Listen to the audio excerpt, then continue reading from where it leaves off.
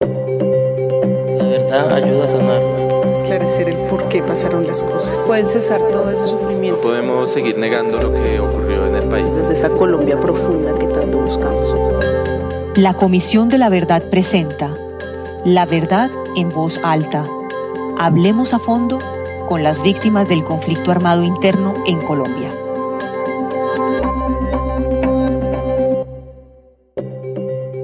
Hola, muy buenos días. Los saluda Claudia Morales y les doy la bienvenida a este nuevo episodio de La Verdad en Voz Alta.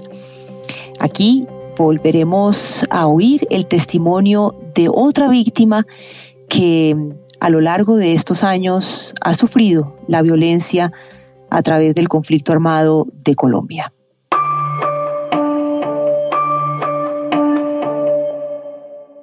Nuestro invitado de hoy es Neftalí Arroyabeca David.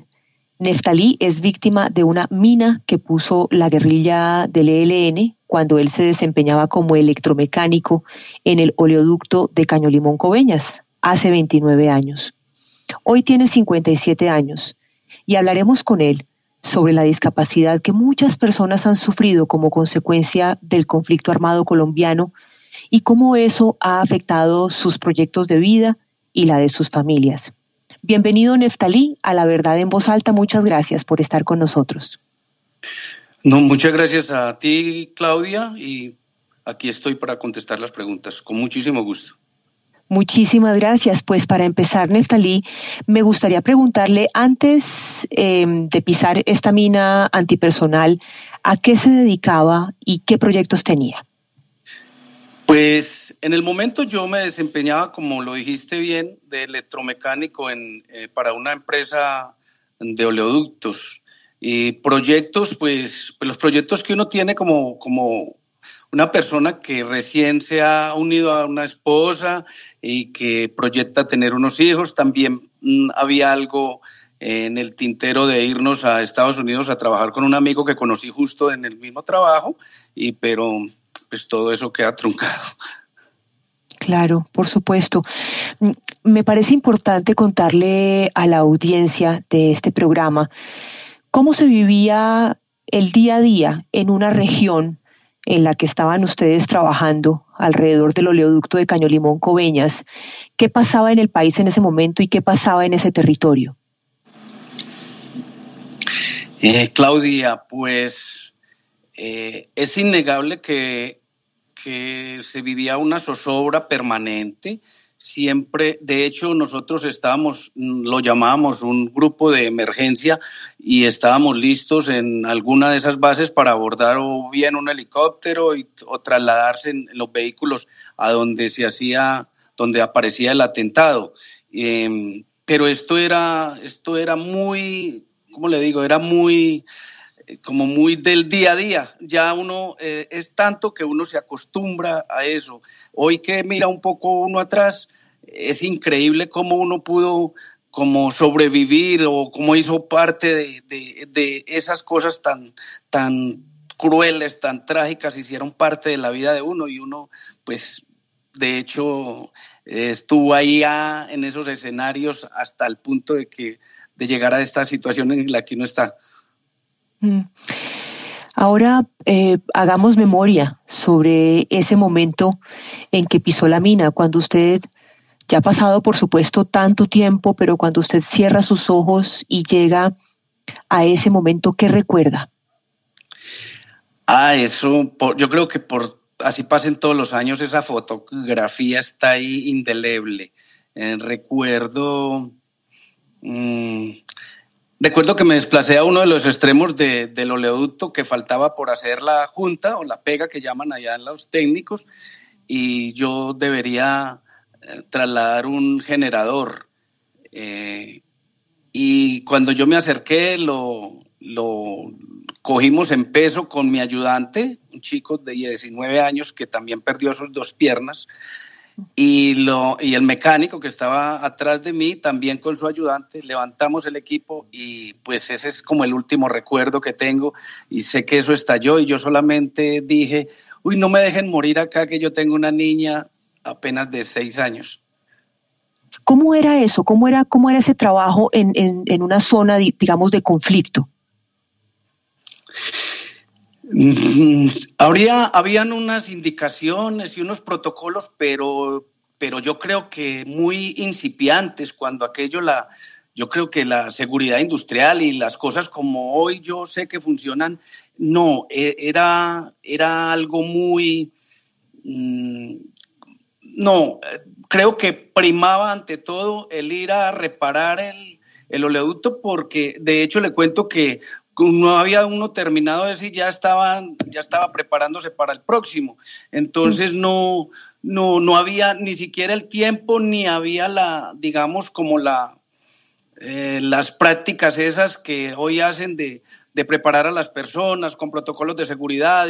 No, en aquel entonces importaba era el trabajo, el tubo y el tema de la vida. Yo creo que pasaba a un segundo plano y muy, muy, muy en otro plano. Lo entiendo. Usted nos decía que su compañero de 19 años perdió sus dos piernas, lamentablemente. Y yo quisiera pedirle que por favor le contara a la audiencia a usted qué le pasó.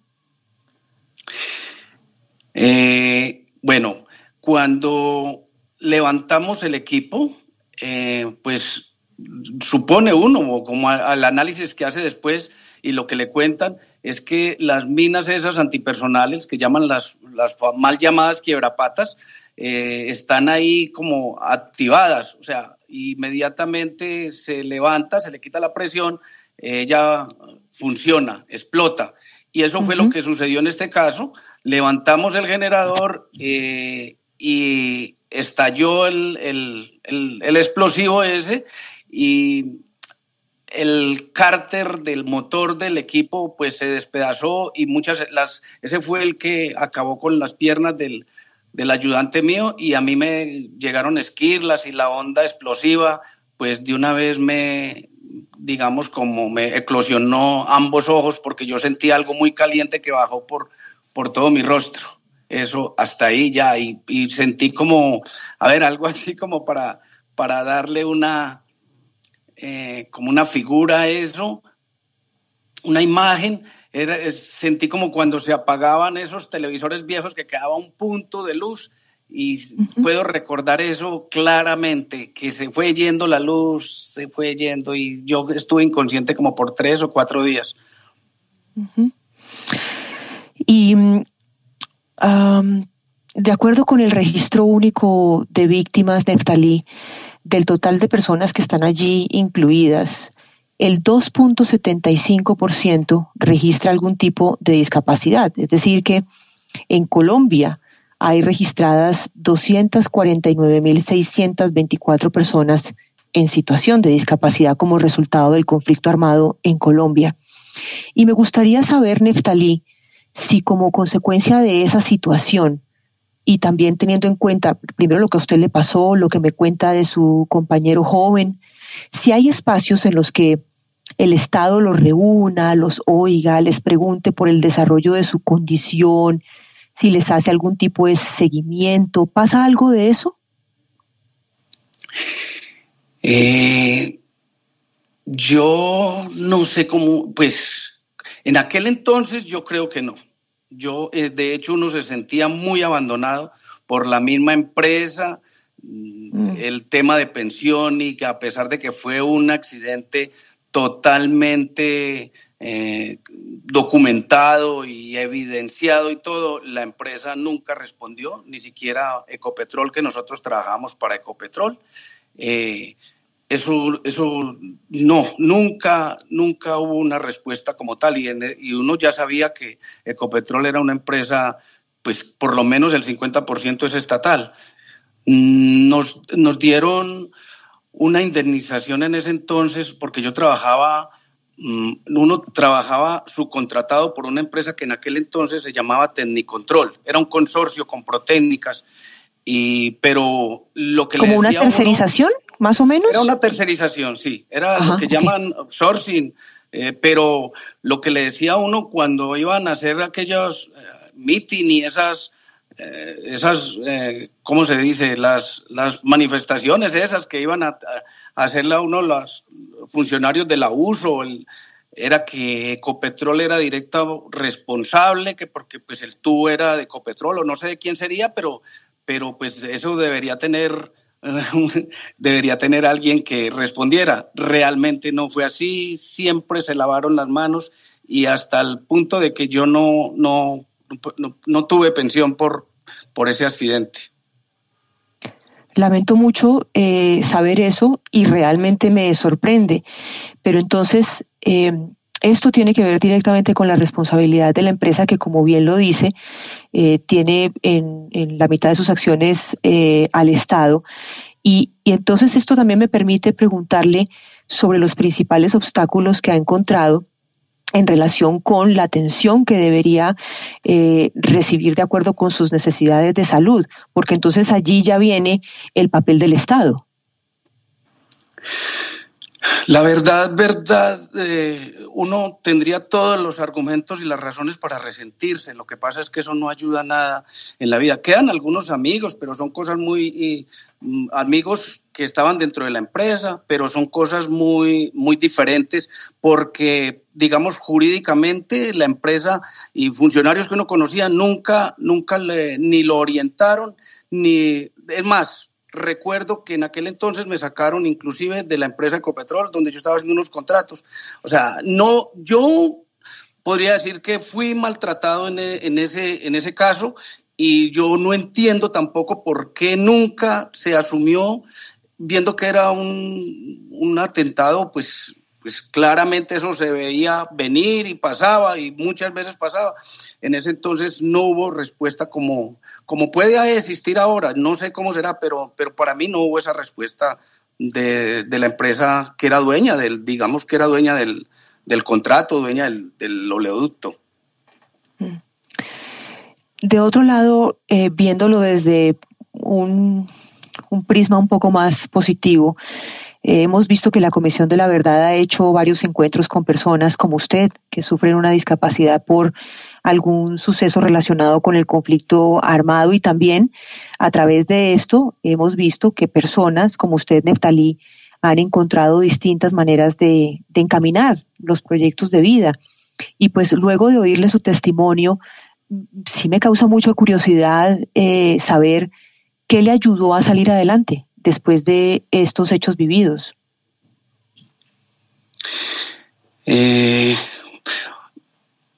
Pues yo creo que un poco la formación que recibí de mis padres, tuve una mamá muy resiliente que a pesar de las adversidades siempre uno la veía con alegría y superar una dificultad sobre otra.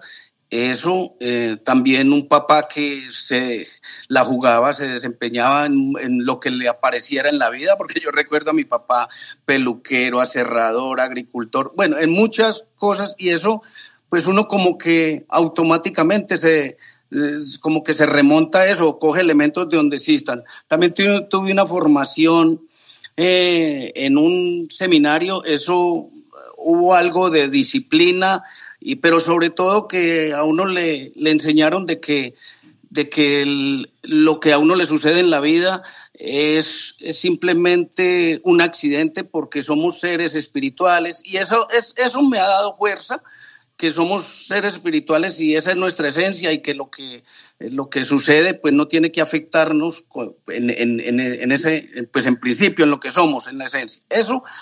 Y luego ya vienen cosas como la familia, una esposa que nunca me subestimó, tampoco me sobreprotegió.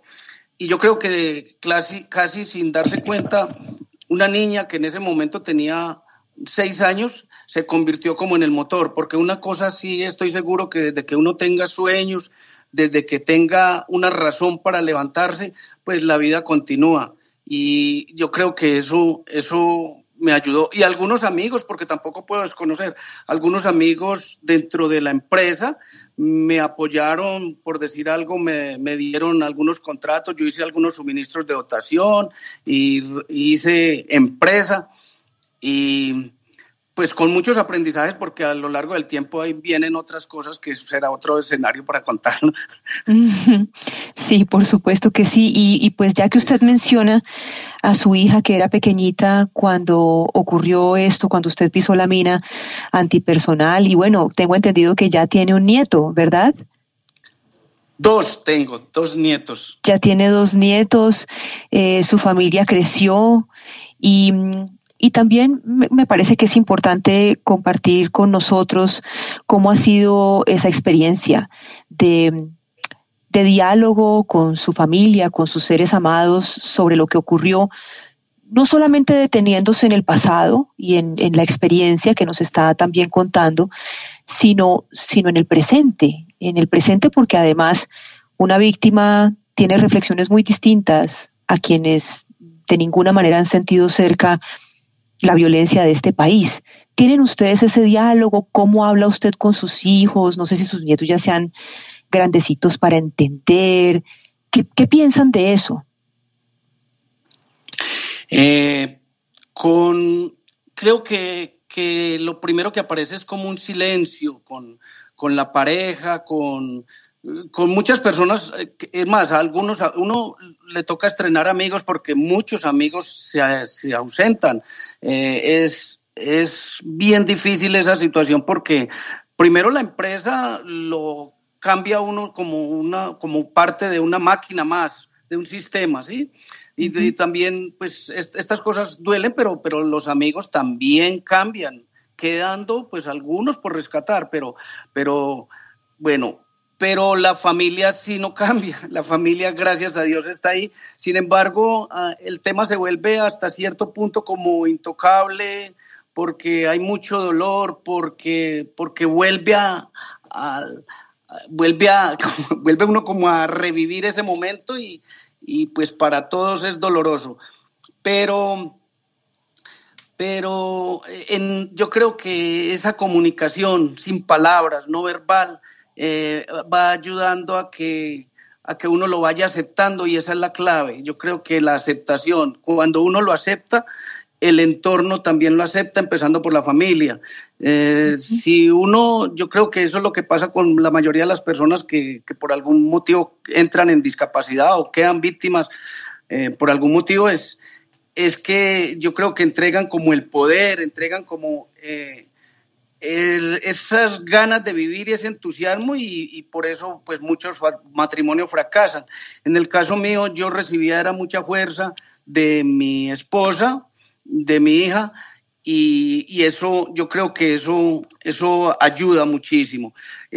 Ahora, en el momento, tengo un nieto que tiene 9 años y todavía no he podido hacerle entender cómo personas que dicen que ayudaban a una mejor vida para los trabajadores y que eran sus luchas, pues queda un trabajador así, porque me decía, la gente lo mueve a uno en 2 tópicos, bueno, o eras militar o eras guerrillero. Pues cuando uno dice que no, ¿y entonces qué pasó? ¿Sí? Empezando por el nieto, abuelo, y entonces ¿qué tenías que ver en eso? Entonces ya explicarle y enseguida decirle que no tiene pensión y que sigue en la lucha y que no es fácil, pero el tema es de verdad uno encontrar, hasta en situaciones tan difíciles, encontrar lo que le hace crecer. Yo creo que esa es, o sea, a todas las personas nos suceden cosas y la diferencia está en qué hacemos con esas cosas, en la actitud que tengamos frente a ellas. Y pues cuando uno está frente a algo tan determinante y tan definitivo para la vida, de entregarse, yo creo que no es un buen camino, y más en uno, como le digo, que ha tenido un espíritu luchador, guerrero. Entonces, no, la vida continúa, hay que seguir soñando, hay que seguir transmitiendo esperanza, hay que inspirar. Es más, creo que ese es uno de los propósitos, porque nada le sucede a uno como por casualidad, y se trata en la vida de encontrar ese propósito, para qué la vida le puso esta situación a uno, y a partir de ahí entonces uno ya empieza a encontrar como salidas, a encontrarle razón a las cosas por más duras que sean. Es muy bello y es muy profundo eso que nos está diciendo Neftalí. Y bueno, y siguiendo en esta línea un poco más positiva, también recordarle a los oyentes que el próximo 3 de diciembre conmemoramos el Día Internacional de las Personas con Discapacidad y la Comisión de la Verdad va a abrir un espacio con el apoyo de la radio comunitaria y las redes sociales. Lo único cierto, Neftalí, es que la discapacidad en relación con el conflicto armado es una realidad invisibilizada. Y uno de los temas que siempre se discute es el de la no repetición en relación con esta guerra que hemos vivido. Yo quisiera preguntarle, dentro de lo que usted ve sobre el país, comparando su pasado con el presente y lo que quisiera del futuro para sus hijos, para sus nietos, ¿qué creería que tiene que pasar para que no haya repetición?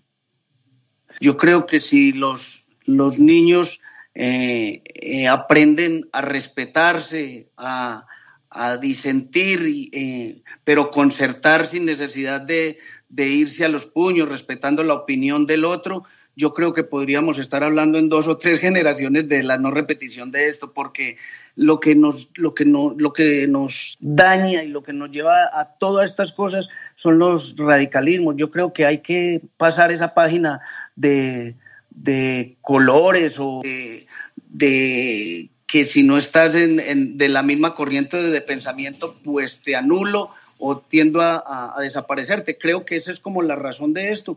Y uno mismo tiene que empezar a hacer un trabajo porque uno se siente casi, voy a decir una palabra, pero la verdad se siente uno como monstruoso, como el patito feo, ¿sí? Entonces se lastima mucho la autoestima y hay que empezar a hacer un trabajo ahí desde pequeños. Eso me recuerda a una conversación muy bella también con otra víctima en Antioquia, doña Pastora, que nos decía que lo que ella más observaba con mucho dolor era la falta de amor en los niños y la falta de educación en nuestros pequeños sobre lo que está ocurriendo, precisamente con eso que usted dice, para resolver los conflictos. Para terminar, quisiera también decirle a los oyentes que habrá una radiotón el próximo 3 de diciembre y allí la Comisión de la Verdad va a oír a las víctimas con discapacidad en razón del conflicto armado. Esto va a pasar desde las 8 de la mañana hasta el mediodía en una jornada radial que también será transmitida por el canal de YouTube y la plataforma de Facebook de la Comisión de la Verdad. Y para despedirlo, Neftalí, también me gustaría que usted se sumara con una invitación a los oyentes para que nos acompañaran a usted y a todos los demás ese día. No, pues para todas las personas que nos estén oyendo, cuenta uno estas historias con el propósito de que avancemos y que de verdad esto no se repita, y que decirles que la discapacidad en realidad no está en las personas, la discapacidad en sí la genera el entorno, porque si nosotros somos capaces de aceptar al otro con sus diferencias, con lo que le falta y potenciando las cosas que puede hacer, yo creo que empezaríamos a construir una sociedad, y que lo que nosotros hacemos en estos espacios cuando contamos no es para que nos vean como el pobrecito, o también en el otro extremo de la persona que ha logrado superarse y mire como ellos. No, hay unas culturas que a nosotros nos enseñan que la riqueza de una sociedad está basada en la diferencia, y nosotros pues que estamos en uno de esos extremos, en uno de esos tópicos que nos toca ese escenario, estamos dispuestos a contarle a las personas qué es lo que hay que hacer para que todos podamos convivir en este país tan bello. Neftalí, muchísimas gracias por estas palabras que resultan aleccionadoras para nosotros y también esperanzadoras. Nos encontraremos entonces el 3 de diciembre. Le dejo un abrazo muy, pero muy grande para usted y para toda su familia. Claudia, muchísimas gracias por este espacio.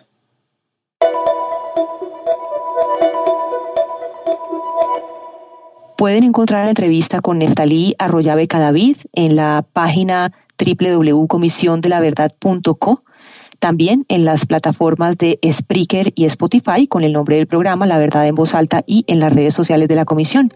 Nosotros seguiremos oyendo a las víctimas de la mano de ustedes. Muchas gracias por habernos acompañado. Los espero el próximo sábado a las 11 en punto de la mañana. Feliz fin de semana.